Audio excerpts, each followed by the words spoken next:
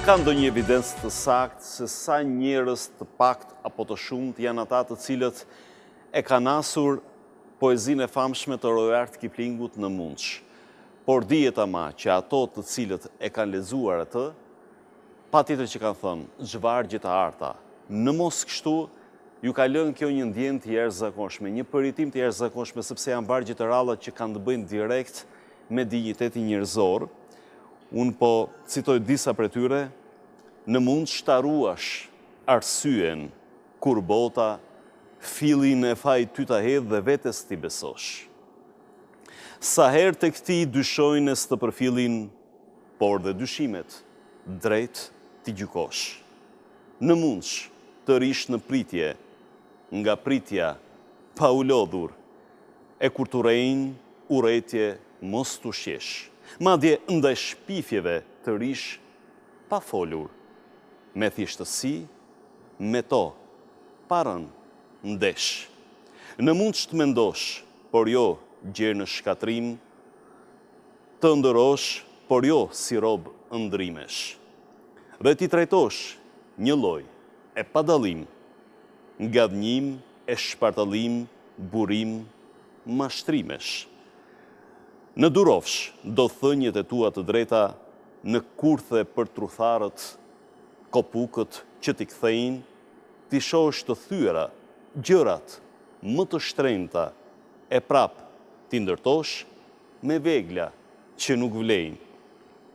E tjerë, dhe mbrim në strofën e fundit, në mund që të flasësh me maskarejnë, por në derin tënd t'a ruash, e të ecësh për kram mbretit pa krenari që të verbon, nëse armiku apo miku s'të bëjnë do të vuash dhe gjithkëndet shmon, por veç sa meriton.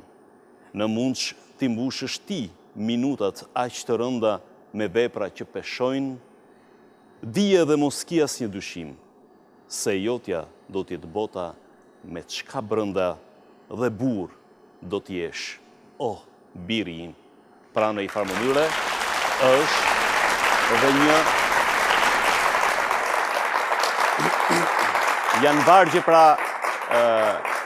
Janë vargje monumentale, në i farë mënyre është një mesazh që prindi jep birit, por nuk ja jep atij drejt për drejt, po ja jep çdo krijesë njerëzore për ata që kanë vesh të dëgjojnë.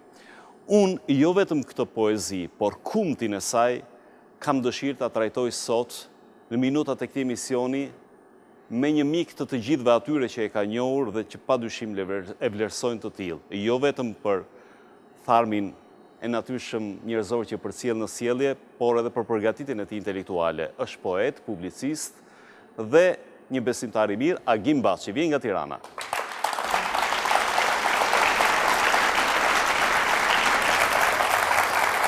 Përshëndetje.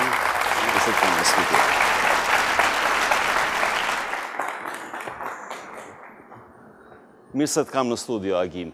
Fillimisht, unë përveç se për kumtin, për mesazhin, për tharmin që ka dhe për peshën shpirtërore, morale, konceptuale që ka kjo poezi, fillimisht do të drejtohesha për të bërë dhe një analizë tekstuale, me që ju jeni dhe njëkohësisht dhe pedagog në Fakultetin e Historisë dhe Gjuhës dhe Letërsisë në Universitetin e Tiranës dhe nga pikpamja po themi tekstuale, si është kjo poezi e Kiplingut? Është rast i veçantë që të kam marrë Nobelin me këtë poezi. Po e dëgjoja tani që po e recitojnë të ju dhe është çuditërisht gjithmonë ndjen të njëjtën kënaqësi kur e lexon. Duket sikur në çdo kohë ta lexosh është nga ato poezi që s'të mërzitet kurrë. Sepse mesazhi që përçon i përket çdo momenti. Ka aty të vargje që mund gjendesh veten në çdo sekondë në të. Në çdo moment i ditës, çdo marrëdhënie me të tjerët, çdo marrëdhënie me veten, çdo gjë që lidhet me meditimin, çdo gjë që lidhet me atë që na bën ne të jemi vetvetja, gjendet pra brenda asaj poezie.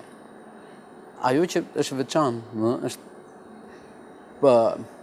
ajo që përputhja e saj me shumë nga porositë që ne i kemi nga librat e shenjtë. Dhe duket si një sintezë edhe në vargje. Edhe në vargje. Edhe në shumë bukur për disa nga virtytet më të rëndësishme që na bën ne njeri, që na japin mundësinë të shkojmë drejt asaj rruge për të qenë njeri, për të qenë vetvetja, për të qenë diçka me kuptim në përditshmërinë tonë. E gjitha ajo është një himn për njeriu, për vlerat më të veçanta të tij, për vlerat që na bën të ndjehemi mirë. Kjo poezi, vargjet e saj kanë bënë dhe me atë çështjen e mpret, dilemën e madhe njerëzore të konformizmit dhe antikonformizmit në një farë mënyrë, që shprehet pikërisht në atë që ti qëndrosh rrugës së drejtë, në atë që ti beson, në atë që ti mendon ose të bëhesh konformist. Nganjëherë kjo zbukurohet dhe me një term tjetër, të bëhesh elastik. A ka të bëjë konformizmi me elasticitetin? Janë çështjet që të diskutohen, domethënë elasticiteti dhe konformizmi jo se përjashtohen nga raporti i asaj që duhet bëjmë, por cili është kufiri. Ne duhet dim kufirin, deri ku lejohet, deri ku mundet, dhe për çfarë qëllimi e bëjmë të gjë. E bëjmë për të afruar atë tjetrin apo e bëjmë për të përshtatur? E bëjmë për të shkuar drejt vetes apo për të larguar nga vetja? Na largon kjo nga thelbi apo është një qëllim që ne të bëjmë të mundur që tjetrin ta afrojmë drejt nesh? Dhe ndaj dhe është një çështje shumë e diskutueshme raporti se çdo të thotë konformizëm dhe çdo të thotë elasticitet, për shkak se duhet të ruajmë një kufi, dhe gjithmonë ky është kufiri i moralit dhe kufiri i dinjitetit. Asnjë tejkalim i këtyre nuk i jep kuptim pozitiv as konformizmit, as elasticitetit. Vetëm nëse këto e ruajnë moralin, e ruajnë dinjitetin, e ruajnë njerëzoren brenda nesh, atëherë mund të kenë qëllimin pozitiv që ne të kemi mundësinë që të ruajmë komunikimin me të tjerët. Të bëhemi të mundshëm që të jemi pjesë e debatit, sepse është shumë e rëndësishme që të jemi debatues shumë mirë. Në një film shqiptar, nuk e di nëse është e vërtet kjo nga gjithnjohësit e imtësishëm të veprës së Nastradinit, edhe të atyre fabulave që ka lënë ai, të fjalëve që ka lënë, por i atribuohet Nastradinit të famshëm një thënie sikur nuk kam bërë mirë që të gjej keq në një farë mënyre. Nuk e di nëse e mbani mend ku tjetri përgjigjet që këtu nuk ka asgjë për të vlerësuar, asgjë të bukur. Faktikisht ekziston edhe një tezë e tillë nga njerëz që sot në një farë mënyre bëj mirë të gjesh keq. Realisht, ka bazë logjike kjo? Ka një bazë logjike dhe kjo ka të bëjë me pamundësinë e shumë njerëzve për të përballuar, sepse e mira është një lloj pasqyre. Nëse ti nuk ke asgjë për të parë, aty do dalësh shëmtuar. Dhe ndoshta njerëzit instinktivisht ajo e mira i torturon sepse i tregon rrugën që duhet kishin bërë. Dhe përballë të keqes mund gjenë justifikime pafund, por përballë të mirës mund gjenden të dorëzuar. Dhe kjo i bën ndonjëherë më agresiv, sidomos kur nuk kanë më rrugë zgjidhje ose nuk kanë fuqi ta kuptojnë këtë gjë. Dhe këtu ndodh për shkak sepse ato nuk e din fuqinë që njeriu Zoti i ka dhënë mundësinë që të ndryshojë deri në sekondën e fundit të jetës së tij. Pakuptueshmëria ndaj të mirës e bën që ai të reagojë keq. Dhe ndoshta paradoksi ne e marrim nga Nastradini, por letësia e ka shpjeguar gjithmonë mirë këtë gjë që njerëzit ndonjëherë e kanë të pamundur të qëndrojnë qetësisht përballë të mirës, sepse aty nuk gjen justifikim dhe aty mund të kuptojnë kotësinë e tyre. Ndaj dhe mund ndodhi që reagimi tjetër të jetë negativ dhe e thënia e Nastradinit në gjuhën popullore është minimale asaj, por në gjuhën filozofike pothuajse i rrok të gjitha raportet e asaj marrëdhënie që njeriu është shumë delikate për ta perceptuar.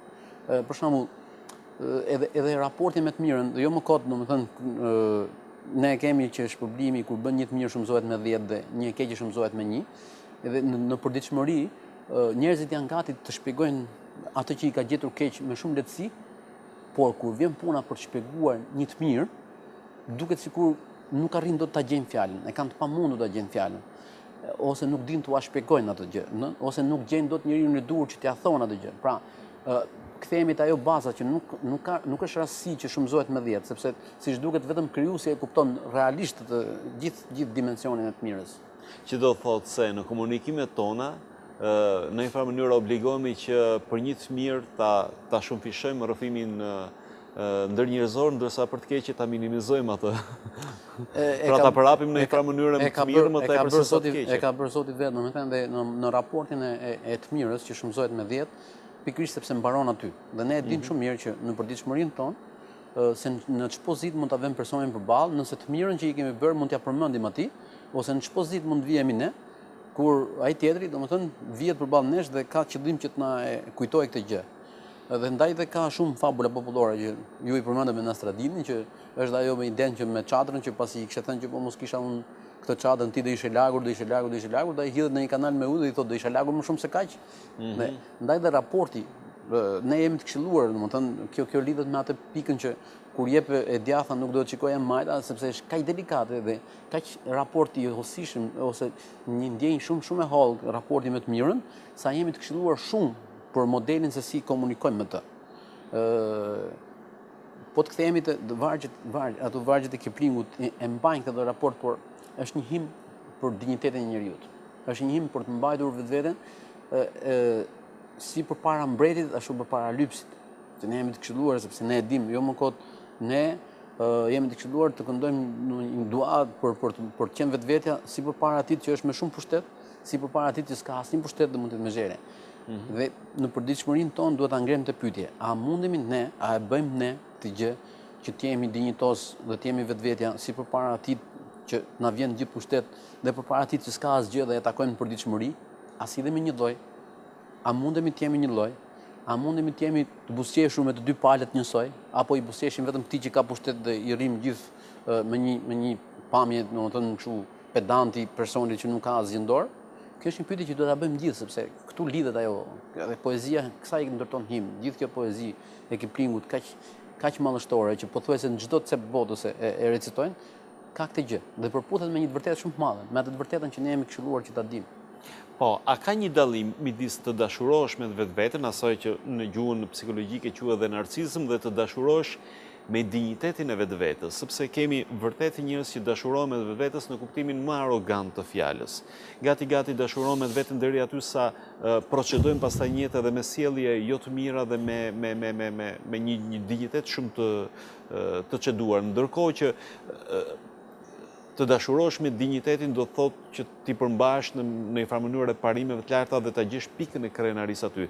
Mund të themi që këto janë dallimet. Si them unë që shinat duhet jenë në vendin e vet, për ndryshe treni nuk ecën. Si të afrohen, si të largohen shinat, treni nuk ecën më. Shina janë ato, por që duhet jenë për masën e duhur. Ai treni jon i do shinat në vendin e duhur. Pra çdo gjë e tepërt është e dëmshme. Siç thonë vargjet, mos ndërrohet që të bëhesh robi tyre dhe mos dashurohet vetëm deri në shkatërim. Pra, ka një kufi. Ndaj dhe më pëlqen gjithmonë ajo shpreha që thotë që i kënaqur është Zoti me atë që e di pozitën e vetvetes, sepse është shumë e rëndësishme të dimë t'ia themi vetes tonë dhe do t'i lehtësonim punë vetes dhe të tjerëve nëse do të ishim Zotë ta pranonim se çfarë jemi Zotë të bëjmë dhe çfarë nuk jemi, domethënë. Gjë që nuk është kaq e lehtë. Në përditshmërinë tonë dimë që shumë njerëz mund të marrin përsipër gjë që nuk dinë ta bëjnë dhe ose nuk e pranojnë ato që nuk dinë ta bëjnë dhe unë them që ky është një problem që e ndeshim pothuajse për ditë dhe ne jemi të këshilluar të shikojmë këtë nga vetja. Shikojmë këtë nga vetja dhe nuk është dëm të ndërrosh që ti mundesh një ditë ta arrish, por jo ti je rob i saj. Dhe jo të thuash që unë jam ai që mund t'i bëj të gjitha, domethënë sepse ndeshemi me atë që dijen e madhe ose po ta kapim nga krahu Sokratit që thotë që e vetmja gjë që di është që s'di, sepse pikërisht fillon raporti i njohjes me dijen. Kur ti pranon vogëlsinë tënde, kufirin tënd, që je i kufishëm, që je njëri i kufizuar. Kam një shprehje që e them gjithmonë që po mos kishte finish, nuk do kishte kampion. Finishi është kufi, po është fillimi i lirisë tonë, i jep kuptim gjërave tona. Dhe po ta shohim përditshmëri dhe njeriu i është dhënë dita, nata, muaji, ora, vendet, kufiri, sepse njeriu është i kufizuar dhe kufiri jep kuptim gjithë gjërave të tij. Dhe në momentin që kuptojmë që jemi të kufizuar dhe kemi kufit tan, fillojmë të kemi lirinë tonë të vërtetë, lirinë me kuptim. Sepse imagjinoj një njeri që mendon se është i pakufishëm. Ai kur nuk do të kënaqet me vetën e vet, sepse gjithmonë do kërkoj dhe kur nuk do ndalojë dhe nuk e di se ku ka arritur. Kështu që në momentin e vet që njeriu fillon të kuptojë kufirin e tij, fillon të kuptojë lirinë e tij. Vargje dhe mesazhet e Kiplingut në një farë mënyrë janë dhe brenda amballazhit të vargut poetik. Dhe vargu poetik ju jeni profesor dhe e njihni mirë sepse jeni autori disa librave edhe si studiues, po autori i librave në poezi, e lëvroni dhe e njihni mirë poezinë. Ajo është një ambalazh, po e themi, që mund të mbaj edhe shumë sende jo të mira brenda vetes, edhe të shes të bukura. Ka muzikalitetin, ka kompozimin, ka vargun, ka rimën, ka gjithçka, ka metrikën e vet. A mundet në një farë mënyrë që të ketë, për shembull, mesazh jo të mirë në një poezi të ndërtuar bukur? Padyshim që ka, domethënë është në arti e përmban këtë, por ajo që kam kuptuar në vite... Pra, a ka mundësi që arti në shumë zhanre ta paraqet një mesazh jo të mirë, po themi, e kupton dhe të justifikohet me faktin që është art? Shiko, ka një gjë të veçantë, meqense dole te raporti i lotësisë dhe... Po, sepse unë kam dëshirë ta trajtoj edhe këtë, prandaj. Pas librave të shenjtë, ajo që i ka mbijetuar gjitha kohërave është letësia. Të gjitha shkencat e tjera kanë shkuar, kanë ardhur, janë daravitur gjatë rrugës. Pse pikërisht letësia? Sepse ashtu si librat e shenjtë, letësia tenton njeriu, nuk tenton qytetarin. Nuk e ka me Agim Baçin, lagja kaqe, lindur këtu e lindur këtu. E ka me njeriu si njeri. Ndaj dhe ne lexojmë pafundësisht nga vende nga më të ndryshme të botës, siç them unë që lexojmë Thomas Mannin pa qenë gjerman, Philip Rothin pa qenë amerikan, lexojmë Dostojevskin pa qenë rus, Balzacun pa qenë francez. Pse? Sepse letësia tenton të gjejë njeriu në të gjitha kohrat, në të gjitha vendet. Dhe kur përputhet me këtë lloj të vërtete, me këtë lloj raporti me njeriu në tërësinë e tij, letësia mbijeton. Poezia e Kiplingut është një prej këtyre që përputhet me këtë lloj të vërtete njerëzore. Dhe të gjitha ato të vërteta, në mënyrë të çuditshme po të shohim, për shembull, por vargjet e Kiplingut mund t'i gjejmë në porositë profetike, por janë të përkthyera në poezi dhe janë të dhëna në vargje dhe prandaj kanë mbijetuar se përputhen me një të vërtetë shumë të madhe, me ato që kërkon njeriu për vetveten, po jo vetëm për vetveten, po dhe me ato që cilët funksionon. Dhe ai ja thot birit. Dhe ne do donin gjithë që t'ja recitonim fëmijëve tanë, domethënë këtë gjë, këtë lloj krenarie, këtë lloj raporti marrëdhëniesh me tjerët. Unë ndoshta se kam patur ose e kam patur në mend të pikë, personalisht unë i shkruaj Timbiri çdo ditë parë të shkollës, i bëj një letër publike. Po. Dhe ndoshta kam pasur parasysh shumë gjëra nga ato që kam parë, por një nga porositë që i kam lënë që në fillim është që mund të kesh në klasë më të gjatë, më të shkurtër, veshur më mirë, veshur më keq, me ngjyrë tjetër, por duhet të kuptosh që çdo gjë që është ndryshe nga ty vetëm të pasuron. Çdo gjë që është ndryshe nga ne na pasuron. Pra ne jemi të këshilluar ta gjejmë modelin më të mirë të komunikimit. Ne dim shumë mirë që dallimet ne na janë dhënë nga ajo që dim, nga mendja. Dhe as nga ngjyra, as nga gjatësia, as nga raportet e tjera, të cilët janë raporte që nuk tentojnë ta shpjegojnë njeriu si duhet. Mirë, do të bëjmë një pauzë të shkurtër të kësaj bisede, pas një hapësire publicitare në pjesën e dytë.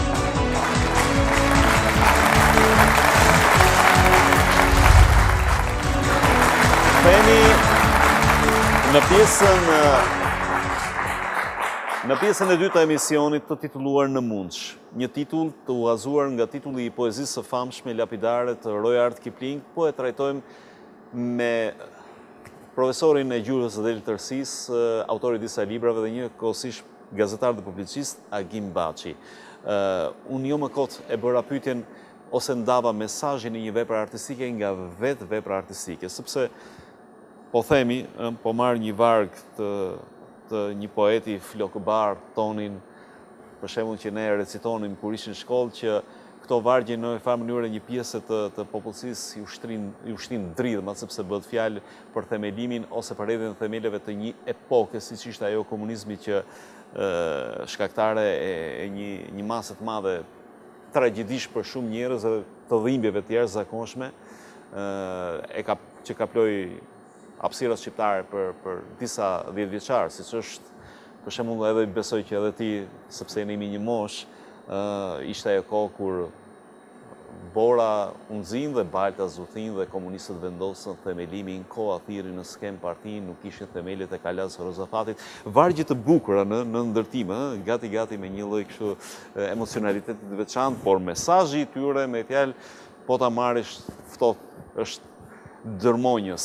Ndërkohë që ju para disa kohësh kritikuar një roman që nga shumë njerëz, mund të jetë pëlqyer, mund të vendoset në atë raftin, mund të jetë ledatuar, mund të jetë dikush është dashuruar mbas frazës, por në thelbin e vet nuk i është përgjigjur asaj që thatë pak më ju njeriu, dignitetit njerëzor. E ka dhe këtë risk vepra letrare në farë, vepra artistike? Arti nuk është formë, nuk është vetëm formë. Ose si themën që nuk është vetëm një gjë e mirë dhe nuk është vetëm një gjë e shkruar mirë, por është një gjë e mirë e shkruar mirë. Nuk mund të jetë vetëm formë, është thelb. Dhe nëse nuk përputhet me të vërtetat njerëzore, ajo humbet ndara vitet. Mora për shembull një poezi që ka të bëjë shoqyrë që nuk e mbajnë mend shoqyrë Zotit, nuk e mbajnë mend atë me raportin e partisë. Se unë kam fituar konkurs shkollor, prandaj. Jo, shumë mirë, po ndoshta për shumë shkaqe nuk i kam mësuar ato poezit me partinë, por mendoj që është një nga goditjet më të mëdha pikërisht. Më fal, unë për shumë shkaqe i mësoja sepse nga që isha në shtresën e të persekutuarve dhe duhet isha më rregull pak në deri diku me vikën e masë. Duhet të recitonin me zemër të lartë, por çështja ishte që ky lloj arti e zhdaraviti njeriu, hoqi çdo vlerë të asaj që na bën individ. Mos harrojmë që ne kemi shenjë veçantë të gishti. Kjo është thirrje për të thënë që ne jemi individ. Dhe gjithë arti i mirë, gjithë arti i gjithëpranuar tenton pikërisht këtë lloj himni për njeriu, individin njerëzore, por jo individin që i shërben vetëm vetes, po individi që ka kuptuar vetveten dhe që mundet të jetë vlerë për gjithë tjerët. Sepse në momentin që njeriu kupton vetveten, është i aftë të kuptojë edhe të tjerët. Në momentin kur dim se çfarë t'i japim vetes tonë, dim çfarë t'i japim të tjerëve. Në momentin që dim se çfarë kërkojmë për vete, dim se çfarë kërkojmë edhe për të tjerët. Pra është e lidhur totalisht domethënë në raportin dhe po të shohim edhe në përditshmërinë tonë, një njeri që është i qartë me vetveten, di se çfarë kërkon atyre me të cilët funksionon dhe bashkëpunon. Lehtësia e rrok të një njeriu, domethënë ose të paktën rrotullohet dhe është himn për këtë njeriu.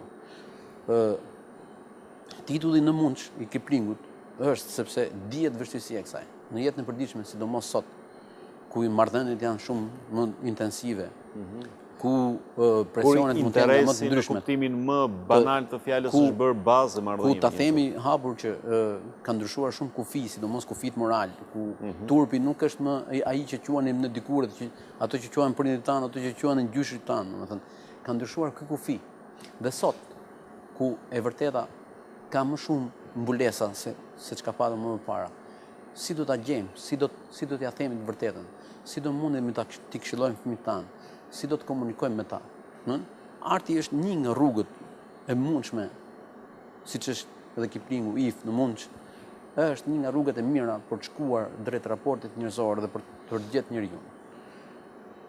Sepse i flet njeriu me kohën e vet, është një kohë me kohrat e tjera. Që arti themun krijon kohën e vet, e cila është e pa kohë, e pa lidhur me këto raporte.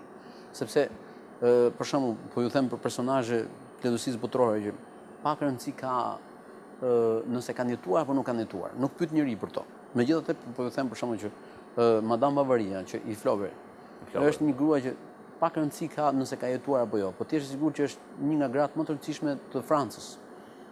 Për shkak që se të tillë ka sjell Flaubert me pikpyetjet e veta, domethënë, janë pikpyetje mbar botërore. Prandaj jeton ajo sot. Dhe janë pikpyetje që i bën gjithë.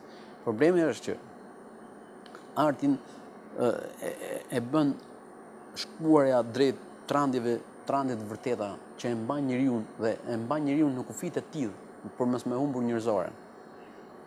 Në këtë lloj sistemi ju përmendët një kritik dhe unë kisha e thoja publikisht, për shembull që Çuli kishte një stil të mirë në atë rast në libër, po s'kishte thënë asgjë dhe kishte gënjur dhe kjo e rrëzon gjithë librin, sepse moralisht ai libër kishte rënë. Kur di të vërtetën dhe ti do të shkruash shkret ndryshe, është si përditshmëri dhe arti nuk i shmanget asaj. Dhe ti di të vërtetën për diçka, domethënë do të ma trajtosh ndryshe. E ke humbur moralin për të diskutuar këtë gjë. Kështu që në të gjitha fushat, duket sikur s'kan lidhje, po arti po thoj se ka lidhje me çdo lloj fushe. Them letësinë që lidhet me të gjitha. Dhe jo më kot sot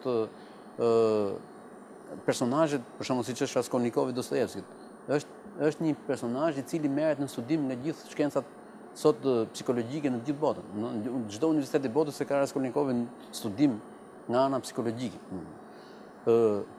Çfarë është për shembull Jean Valjeani i Hugo. A kemi në sot që në përditshmërinë tonë ankohemi se dënohet gjithmonë ai që do vjedhë një copë bukë. Ai fajtori i vogël. Ai fajtori i vogël. Ai do jetë gjithmonë i ndëshkuar. Prandaj jeton Jean Valjeani, sepse përputet me një të vërtetë se arti, them unë, nuk është se vetëm e shpjegon njeriu në të shkuar, e parashikon atë edhe në të ardhmen. E parashikon duke e shpjeguar se çfarë mund të ndodhë. Prandaj mbijeton letësia, se ndryshe ne do lexonin vetëm letësinë e atij viti dhe vitin tjetër nuk do bënte se do vinte një. Po letësia nuk është si iPhone-i, për shembull që ndryshon nga 4 ke 5 ke 6 ke. Nuk ka lidhje me këtë. Ajo e tenton njeriu në të gjitha kohrat, në të gjitha vendet, sepse tenton njerëzoren, tenton pikpyetjet më thelbësore që na bëjnë në njeri ose që na humbin ne njerëzoren. Dhe ky është raporti. Po kjo e vërtetë e artit. Përputet me një të vërtetë shumë të madhe. Me atë të vërtetë që ka zbrit Zoti. Nëse do të përputhej me këtë, ajo prapë do rrëzohej. Kështu që është një shpjegim jashtëzakonshëm pra në një farë mënyrë sekretin e suksesit dhe të monumentalizmit të këtyre vargjive gjeni pikërisht dhe atë në përputhje me kumtet hyjnore. Ju jeni dhe njohës i kësaj sfere, pra në një farë mënyrë që për shumë kënd mund të jetë edhe një lloj dikotomie, e kupton, një lloj pozite kundërthënëse, ndërkohë që është komplementare, realisht, për ato që i njohin. Dhe duke qenë dhe njohës i kumteve hyjnore, gjeni një përputhshmëri her pas here midis pikërisht kumteve të një vepre letrare. Nuk gjej vetëm një, gjej shumë. Po gjej shumë. Gjej shumë. Edhe madje të gjitha ato vepra që nuk përputhen me këtë lloj mekanizmi, nuk mbijetojnë, nuk kanë mbijetuar. E keni arritur të konstatim kështu në mënyrë të ftohtë, si më thonë? Kam arritur konstatimin që vetëm ai është shpjegimi. Si një studiues në distancë? Ai është një shpjegim i jashtëzakonshëm i njeriu dhe që t'jep garanci që do të rrokësh gjëra të cilët mbijetojnë dhe kanë kohën e vet. Sepse për shembull, pavarësisht kur shkruaj diçka, kam parasysh që edhe kur ta lexoj pas një viti dhe kur ta lexoj pas 2 vjetësh, them që mund ta përmirësoj. Mund të kem pasuruar unë brenda vetes, po janë të jetë në kundërshtim me atë që kam thënë. Nuk mund të jem në kundërshtim me atë që kam thënë, se kjo do të ishte pastaj rënim ose rrëzimi i vetvetes. Pra, në këtë lloj pike, ajo është vërtet absolute të orienton drejt një këndvështrimi i cili të jep garancinë që do të jetojë në kohë. Është një vërtet absolute. Mirë. Le ta marrim prap atë Kiplingun. Ne jetojmë faktikisht në një kohë kur, siç e thatë ju, edhe kriteri i vlerave, kriteri moralet ka ndryshuar. Diskutim është a heroikja në një farë mënyrë. Pra, koha jonë në një farë mënyrë nuk ka hero. I mungon heroi. E ka të nevojshme, sepse këtu Kiplingu na shfaqet si një hero. Është koha antiheroit. Koha antiheroit. Ka nevoj çdo kohë për herojnë të vetë, edhe faktikisht një prej problemeve të kësaj kohë është mungesa e herojit, çka varet si kërkojmë ne. Heroi është sot një lexues i mirë. Është një njeri që ditë jetojë mirë jetën e vet dhe që ditë jetë shembull për dikë tjetër. Është një njeri që di të dojë edhe kur është me vetveten. Është një njeri që di të sakrifikojë dhe di të jetë i ëmbël me rreth e rrotull, di të thotë fjalën e mirë kur duhet. Di të jetë i vërtet. Sepse po të shkojmë prapë edhe te poezia, nuk është servil, nuk është pedant, nuk bëhet rob i ëndërrimeve të kota, nuk bëhet rob i egoizmit të tij. Se ky është thelbi gjithë asaj poezie që përputhet me këtë lloj të vërtetë të madhe. Dhe që në shumë vepra tjera mund ta rrokim dal nga dal, Kiplingu ka nxituar, them unë, në kuptimin më të mirë të fjalës, ta thotë në një poezi të vetme, cilën ne e lexojmë dhe relexojmë sepse përputhet pikërisht me këto të vërteta, me ato debate të sotme, domethënë.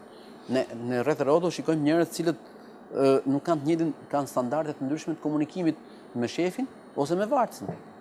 Kanë standarde të ndryshme me dikë që i kanë një interes ndaj tij ose me dikë tjetër që s'kan interes ndaj tij.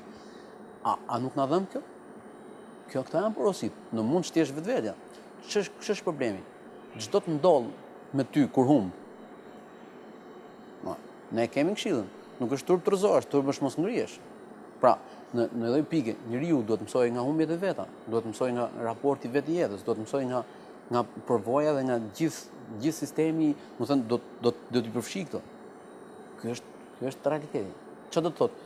Shumica e njerëzve mund të kalojnë në krizë sepse nuk pranojnë atë që ka ndodhur. Ne jemi të këshilluar që të pranojmë atë që ndodh. Pse?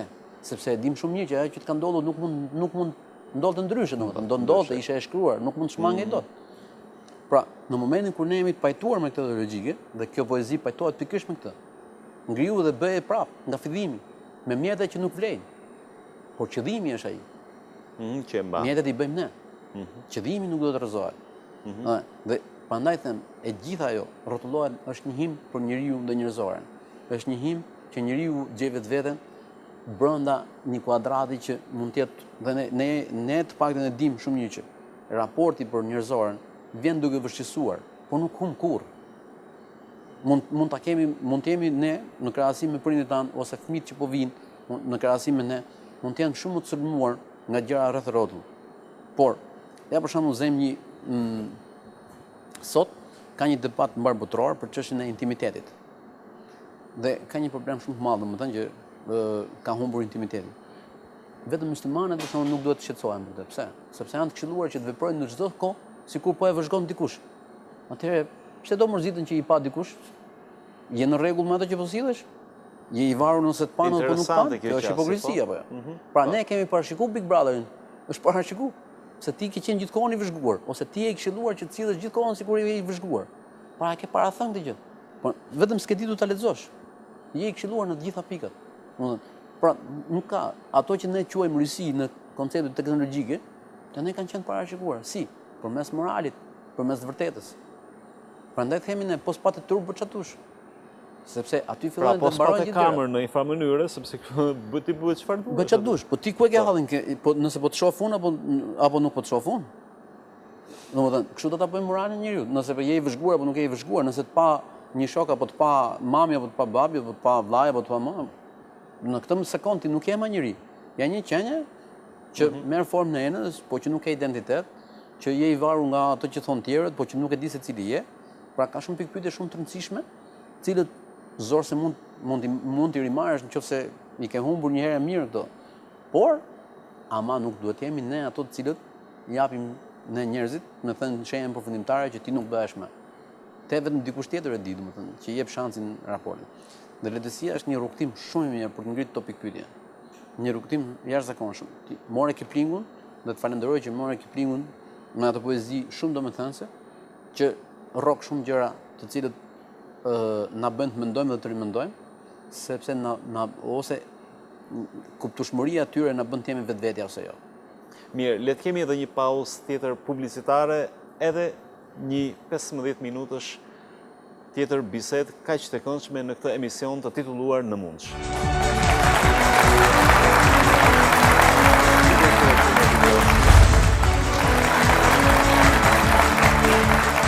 Në Mundsh me Agim Baçin për shkak të vargjeve të mrekullueshme të Royart Kiplingut, por edhe për shkak të asaj prerogative njerëzore për të ruajtur veten nëpërmjet dinjitetit, edhe për të ruajtur atë shenjtërinë e emrit njeri që ti e shpjegove shumë bukur në pjesën e parë të emisionit, duke thënë që edhe arti dhe letërsia duhet të fokusohen pikërisht te njeriu dhe duhet të shërbejë njeriu në më të mirën e tij, për ta ngritur si vlerë. Ne faktikisht jetojmë në një kohë tundimesh të mëdha.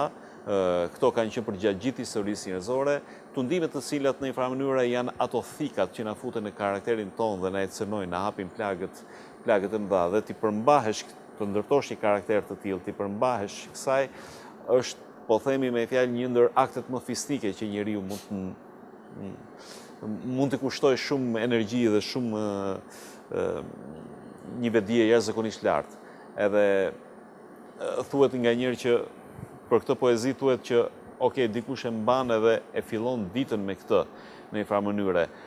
Ju prapë po them si njohës i kumteve hynore, përveç se si kumte të mëdha, a gjeni dhe letërsi tek ato, element letërsie? Patjetër që gjej element letërsie, ose letërsia është vetëm një detaj i atyre kumteve të mëdha, po ju them për shkakun që dy janë problemet që ne i hasim shoqëri dhe që jemi të këshilluar që janë probleme shumë të mëdha, që paktën kam kuptuar unë nga besimi. Janë idhujtaria dhe hipokrizia. Normalisht janë dy probleme. Pse për shembull marrim rastin e idhujtarisë. Unë mund ta kem timat njëri të jashtëzakonshëm, që ka sukses, që i ka patur gjithë dyert dhe i ka hapur në çdo sekondë. Për çfarë arsye nuk do ta kem illull? Për dy arsye. Nuk kërkohet e njëjta gjë dhe nuk kam të njëjtat rrethana si ai. Të dy mund të bëjnë që unë dështoj, nëse do ta ndjek atë si illull. Hipokrizia, në krahun tjetër, është pasojë që ne e vuajmë në përditshmërinë tonë për shkak se njerëzit kur prezantohen thonë atë që duan të jenë dhe jo atë që janë. Dhe kjo na bën që ne mos kemi një portret. Dhe pastaj habiten njerëzit për shembull që u ka ndodhur diçka, po ajo që u ka ndodhur është me rarjen e asaj që janë. Dhe habitëm se nuk i kuptuam, sepse ato janë prezantuar si duan të jenë dhe jo si janë. Pra është një problem shumë i holl, që letërsia e rrok gjithmonë dhe e ka fushë të vetën, pikërisht te hendek, midis asaj që duam të jemi dhe asaj që jemi, që ne nuk dimë ta transmetojmë realisht. Për shembull, në përditshmërinë tonë. Ka njerëz që kur janë me të tjerët marrin formë në enës, bëhen konformistë që thënë. Dhe kur ikin nga ai thonë, për shembull, bë Ermiri ose u bë Gimi. Jo, ne jemi të këshilluar për gjë tjetër.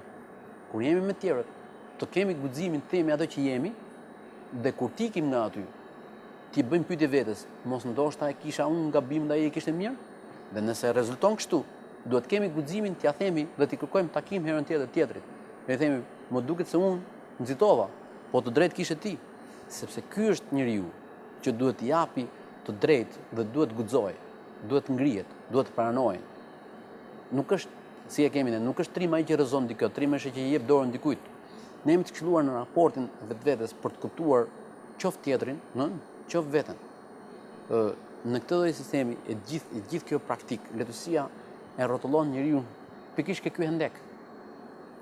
Ke ky hendek, domethënë shumë i rëndësishëm, që është hendek që të paktën ne që mendojmë se kemi kuptuar, aq sa kemi kuptuar udhëzimin, do të mundohemi çdo ditë më shumë ta ngushtojmë të hendek. Normalisht ne kemi një lehtësim shumë të madh, sepse ne e dimë që vetëm Zoti është i përsosur, robi nuk është i përsosur. Kështu që kjo na qetëson, domethënë në përpërshësmërinë tonë që e kemi të këshilluar që ashtu jemi dhe nuk mund të jemi ndryshe. Por është në detyrën tonë që këtë hendek ta ngushtojmë çdo ditë. Këtë hendek, domethënë dhe të kuptojmë, të shkojmë drejt një pike. Është ideale, po ndaj dhe letësia të ndihmon që ta lexosh të gjë. Ta lexosh të gjë për ta kuptuar që njeriu në të gjitha kohrat, në të gjitha vendet, pavarësisht gjuhës, pavarësisht traditës, pavarësisht vendit, e ka patur problem të përhershëm këtë gjë. Nuk je ti i pari, nuk je ti i fundit. Ti do të lexosh humbjet e tua, do të lexosh fitoret e tua, po jo duke i lexuar si humbi ose fitore, po si përfitimi i asaj. Ç'a ndodhi te ty, ç'a lexove ti brenda vetes, si mund ta lexosh ti nesër këtë gjë. Dhe në mundsh thot ai që të besosh te vetja kur të tjerët dyshojnë te ty. E imagjinoni situatën njerëzore kur të tjerët dyshojnë te ne. Kur ne nuk kemi më atë rrugtimin e qetësisë, se ndryshe flasim kur dikush beson te ne, dhe ndryshe kur dikush ka hedhur dyshime për ne. Pra aty kuptojmë atë mrekullinë e madhe që ne jemi të udhëzuar të përgëzojmë dhe jo të kritikojmë fillimisht. Sepse ne e dimë shumë mirë dhe pothuajse njeriu mbetet gjithë jetën fëmijë dhe ka nevojë që dikush t'i thotë një fjalë të ngrohtë. T'ia thotë, ta përgëzojë. Por çdo ndodh kur të tjerët dyshojnë te ty. Ku do mbështetesh ti? Cila është rruga? Ku do e vesh dorën ti për të mbështetur, dorën e mendjes tënde për të mbështetur?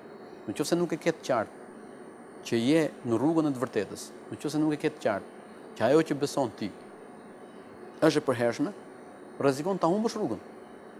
Vetëm ideja që ti je në rrugë drejt mund të bëjë që pavarësisht dyshimit ndaj teje, pavarësisht mosarritjes së suksesit, ti mos dorëzohesh. Ti mos dorëzohesh sepse ti e di shumë mirë që ajo që ke besuar është e drejtë. Dhe ti nuk varesh siç mund varen shumë njerëz në përditshmërinë, nëse e quajnë sukses nëse e arritën apo nuk e arritën. Ne e dimë qëllimi është më thelbësor dhe jo rezultati. Por sot imagjino në një botë që gjërat diskutohen përmes rezultatit dhe jo qëllimit, se sa e vështirë është të shkosh te kjo pikë. Sepse këtu duhet dalë në një mënyrë. Janë ato ligjet e tregut, me thonjza ose pa thonjza, që të tërheqin me forcën e tyre, të fusin atë qarkun e vet. Dhe ne, me që për shumë vite kemi punuar në media, edhe vazhdojmë të punojmë në disa forma, të jemi pjesë e saj, këtu ky tundimi i elementeve të tregut është shumë i madh. Sa herë tu lexua shkrimi, sa herë tu pa kronika, sa herë u klikove në shkrimin tënd, dhe çfarë do thotë si me thënë, ta kesh referencë në një farë mënyrë Kiplingun edhe në këtë sferë që është një sferë të ndimit të jashtëzakonisht të madh. Ky ideal nuk të pengon ti lexosh rrethanat. Rrethanat janë shumë të rëndësishme. Ne e dim shumë mirë që pa leximin e rrethanave ne mund të gabojmë. Mund të themi gjë e gabuar. Prandaj dhe ne jemi të këshilluar që themi gjë e dur, kohën e dur, në vendin e dur, në njeriu e dur. Ne jemi të këshilluar shumë mirë me gjithë konceptin e komunikimit. Është mjeshtri, domethënë në Islam është mjeshtri i komunikimit, në raportin e tjetrit se si duhet të flasim, si duhet i themi. Dhe ka rrugtime sa të duash ta mbrosh vetveten dhe ta ruash vetveten. Zakonisht ideja që mua nuk më lan, pavarësisht shumë rrethanave, më shumë i ngjan justifikimit. Po mundesh, nëse ti ke kuraj. Dhe në punën tonë përditshme kur shkruan, duhet kesh dhe një lloj talenti se nuk është se vetëm ti dish ato gjëra. Kanë shumë njerëz që janë shumë të zgjuar, por se kanë aftësi të shkruajnë, ëh? Problemi është që do kuraj ta mbrosh vetveten. Në qoftë se mundesh, kemi raste shumë të mira, kemi raste të tilla që janë pranuar ashtu, sepse kanë mundur ta mbrojnë vërtetën, ta mbrojnë vetveten, por kjo nuk mbrohet, është naive të mendosh që unë kam të drejtë se ka ajo që besoj unë është e drejtë dhe ti duhet të pranosh më gjërat. Jo. Ti duhet ta pranosh të me punën tënde, me talentin tënd, të imponohesh dhe vetëm kështu mund të kesh drejtë. Nuk mund të justifikohesh me këtë që unë kam drejtë se unë besoj dhe drejta përputhjet me mua dhe jo me ju. Jo. Në punën tona kjo nuk mjafton. Ndoshta në shumë punë tjera nuk mjafton, por në punën tonë jo, sepse komunikimi është me një lloj stilistike.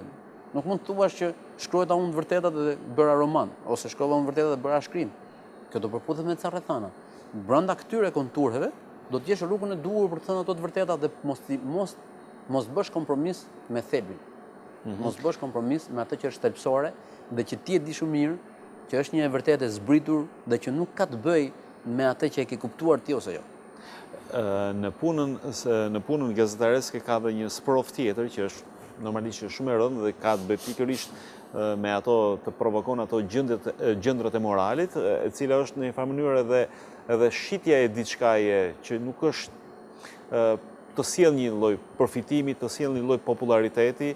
Këtu pastaj dalim edhe në atë debatin tjetër të një lloj vaniteti që ka pushtuar sot përgjithsisht shoqërinë tonë, ku me pak gjë tenton të identifikohet, të merr famën e duhur, në mënyrën më si profesore të mundshme, por është dhe kjo pjesa tjetër me fjalë që të dish të tërhiqesh, të dish të vetë përmbahesh nga diçka që nuk ka të bëjë vetëm me dinjitetin tënd, por ka të bëjë edhe me dinjitetin e shumë njerëzve të tjerë, sepse unë për shembull po ta them kështu shoqërisht, unë këto deklaratat unë jam pjesë e komunitetit gazetarëve dhe këto deklaratat ku gjithmonë gazetarët ose shoqatët e gazetarëve nxjerrin sikur janë me atë maninë e përsekutimit, mani e quaj unë, ku këto janë gjithmonë viktimat dhe të tjerët janë gjithmonë ato që kufizojnë lirinë, nuk jam dakord me fjalë. Kur nuk është bërë ndonjë, po themi ndonjë kërkim ose ndonjë studim se sa njerëz e kanë mësuar në një farë mënyrë nga mediat. Pra, është ajo liria e medias, liria është e shenjtë, por përdorim më e shenjtë është ajo se për çfarë përdor lirinë, apo jo.